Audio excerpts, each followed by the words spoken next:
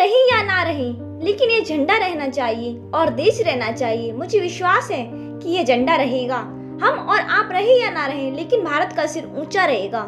ये उद्गार है पूर्व प्रधानमंत्री लाल बहादुर शास्त्री के, जो उन्होंने स्वतंत्रता दिवस के अवसर पर लाल किले की प्राचीर से व्यक्त किए थे। लाल बहादुर शास्त्री का जन्म 2 अक्टूबर सन 1904 ईस्वी को मुगल सराय के एक साधारण परिवार में हुआ था। उनके पिता का नाम शारदा प्रसाद तथा माता का नाम राम दुलारी देवी था। जब ये 1.5 वर्ष के थे, उनके पिता का देहांत हो गया। पिता का साया उठते ही परिवार का सारा भार माता पर आ पड़ा, किंतु उन्होंने अपना धैर्य न छोड़ा। लाल बहादुर शास्त्री बहुत ही सीधे सादी, शांत और मृदुल स्वभाव के बालक थे।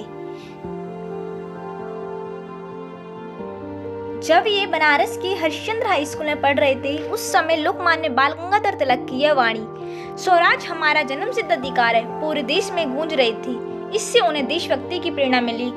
बनारस में उन्हें गांधी जी को पहली बार देखने का अवसर मिला। उनके भाषण से बहुत प्रभावित हुई। वह भाषण उनके लिए देश प्रेम और देश सेवा का मंत्र बन गया। अब वे अध्ययन के साथ स्वराज आंदोलन में समय समय पर भाग लेने लगे। गांधी जी का असहयोग आंदोलन आरंभ हुआ। लोग सरकारी नौकरी, स्कूल, कचहरी आदि छोड़कर आंदोलन में भाग लेने लगे। गांव के किसान और मजदूर इस आंदोलन में शामिल होने लगे। लाल बहादुर शास्त्री भी पढ़ाई छोड़कर आंदोलन में कूद पड़े। आजादी की इस लड़ाई में उन्हें कई बार जेल की यातनाएं सहनी पड़ी, किंतु वे अपने लक्ष्य से नहीं डिगे। अध्ययन समाप्त कर शास्त्री जी देश की सेवा में सक्रिय हो गए।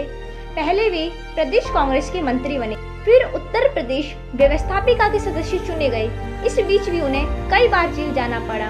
उन्हें जो भी काम दिए गए, वे बड़ी ईमानदारी, कर्तव्य निष्ठा एवं परिश्रम के साथ करते रहे। इन गुणों से प्रभावित हो पंडित जवाहरलाल नेहरू ने उन्हें आनंद भवन में बुला लिया। भारत छोड़ो आंदोलन में उन्हें पुनः 1942 ईस्वी में जेल जाना पड़ा।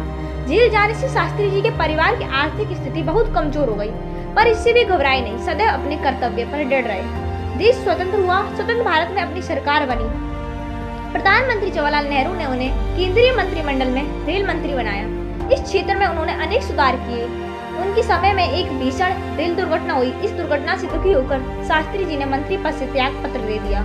बाद में उन्हें उद्योग मंत्री और स्वराष्ट्र मंत्री का दायित्व दिया गया। उन्होंने सभी पदों पर बड़ी निष्ठा, तत्परता और ईमानदारी से कार्य किया। पंडित जवाहरलाल नेहरू के निधन के बाद शास्त्री जी सर्वसम्मति से भारत के प्रधानमंत्री बने। प्रधानमंत्री बनने के कुछ समय बाद ही भारत पर पाकिस्तान ने आक्रमण कर दिया। देश उन दिनों अनेक समस्याओं से जूझ रहा था। खाद्यान्न की इतनी कमी थी कि अमेरिका से गेहूं मंगाना पड़ता था। ऐसे समय में शास्त्री जी ने जय जवान जय किसान का नारा देकर देशवासियों के स्वाभिमान को जगाया।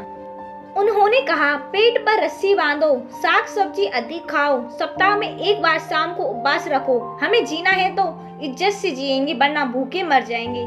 बेइज्जती की रोटी से इज्जत की मौत अच्छी रहेगी।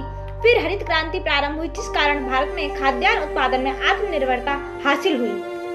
भारत पाक युद्ध में भारत विजयी हुआ। इस विजय ने भारत का मस्तक ऊंचा कर दिया।